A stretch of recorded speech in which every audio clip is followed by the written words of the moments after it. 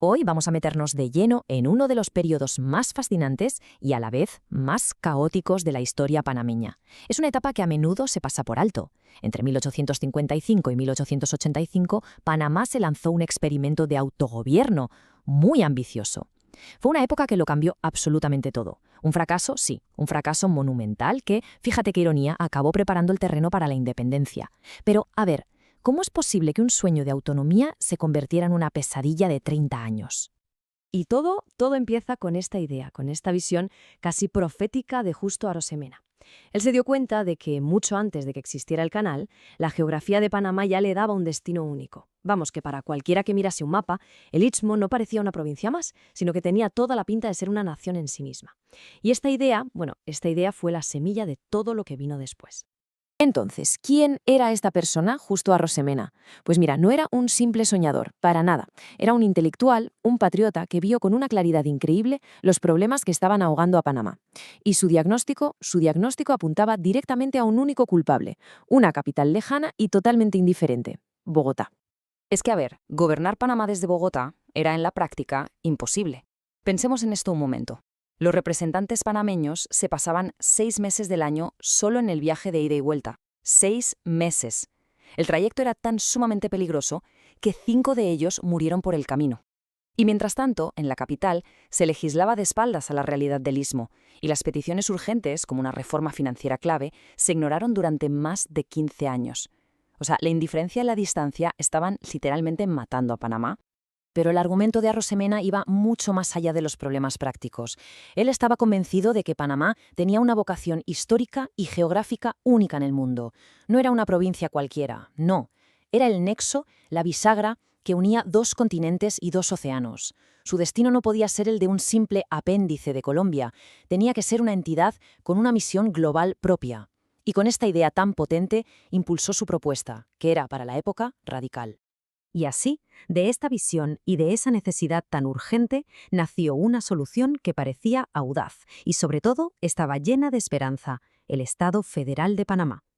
El 27 de febrero de 1855, el sueño se hizo realidad. Se creó un Estado soberano dentro de una nación más grande. Por fin, Panamá tenía las riendas de su política interna. Era el comienzo de un experimento de 30 años que prometía estabilidad, progreso, autogobierno, pero la realidad, como vamos a ver ahora, fue muy, muy distinta. A ver, es que apenas nacer, este frágil estado se vio arrollado por completo. Y no por sus problemas internos, o al menos no al principio, sino por una auténtica tormenta de fuerzas globales que se concentraron en el istmo con una fuerza que era sencillamente imparable. Y la tormenta llegó rapidísimo, de verdad. En poquísimos años pareció que el mundo entero se le echaba encima a Panamá. La fiebre del oro de California trajo una avalancha humana de viajeros. Luego el ferrocarril, que se terminó justo el mismo año en que nacía el Estado, convirtió al istmo en la ruta más rápida entre los 2 océanos. Y ya en 1856, un incidente que parece una tontería encendió una mecha que casi lo vuela todo por los aires. Es que no estamos hablando de un goteo de gente, sino de una auténtica inundación. Entre 25.000 y 40.000 pasajeros cada año. Un historiador de la época escribió que millares de hombres se lanzaron sobre la garganta del istmo. Esta nube de aventureros, como la llamaban, trajo consigo una tensión social que era una bomba de relojería. Y claro, esa bomba de relojería explotó el 15 de abril de 1856. Y todo empezó por una disputa por una tajada de sandía. Sí, como suena, un pasajero estadounidense se negó a pagar. La discusión subió de tono hasta convertirse en un enfrentamiento armado y en cuestión de horas la ciudad entera era un campo de batalla. El resultado: muertos, heridos y una crisis internacional que estaba a punto de estallar. La respuesta de Estados Unidos fue brutalmente desproporcionada y agresiva. Usaron el incidente como la excusa perfecta para exigir unas concesiones que, en la práctica, habrían convertido a Panamá en un protectorado suyo. Pedían ceder un corredor de 20 millas, entregarles islas estratégicas y establecer puertos gobernados por ellos. Eran unas demandas humillantes que dejaban clarísima la fragilidad de la soberanía panameña. Pero claro, los problemas no solo venían de fuera. Mientras el Estado se tambaleaba por la presión internacional, una enfermedad todavía más grave lo estaba consumiendo desde dentro. Y aquí está la doble tragedia de esta historia. Por un lado, Panamá era un peón en el juego de las grandes potencias. Pero por otro, era incapaz de gobernarse a sí mismo. Estaba siendo aplastado por las dos fuerzas a la vez. La diferencia entre lo que se prometió y lo que pasó fue abismal. A ver, se buscaba estabilidad y autogobierno. ¿Y qué hubo? Golpes de Estado uno detrás de otro, alimentados por una lucha feroz entre facciones que nunca se ponían de acuerdo. Se esperaba prosperidad y que se encontraron penuria económica y una administración pública corrupta hasta la médula e ineficaz. La madurez política nunca llegó. En su lugar, lo que había eran luchas por el poder movidas, como se decía, por egoísmos y odios. Este número lo resume todo. 6. 6 constituciones. Ojo que el punto clave aquí es que no estamos hablando de pequeñas reformas o enmiendas, no. Estamos hablando de tirar abajo y reescribir por completo toda la estructura del gobierno 6 veces en una sola generación. Es, la definición perfecta de inestabilidad crónica. El historiador José Joaquín Guerra lo resumió de una forma brutal. Dijo que Panamá no solo era inestable, sino que batió el récord.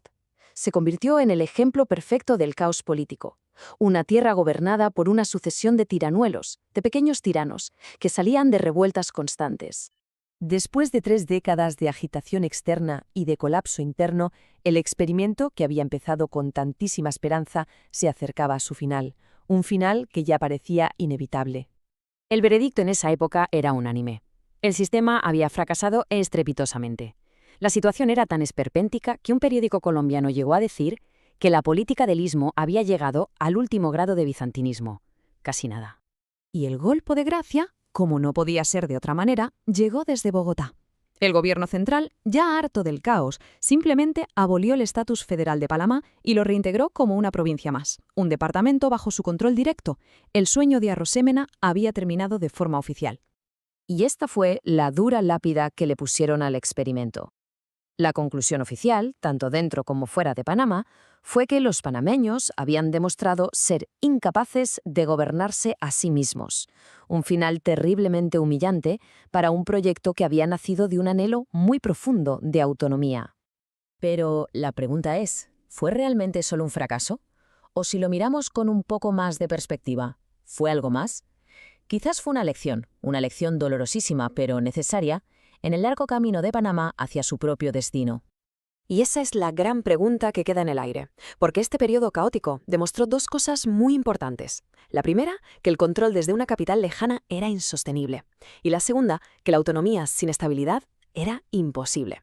Así que aunque el experimento fracasó, sirvió para consolidar en la mente de los panameños la convicción de su identidad única. Una convicción que, aunque quedó enterrada en 1885, resurgiría con una fuerza imparable solo 18 años después, para esta vez sí dar a luz por fin a la República de Panamá.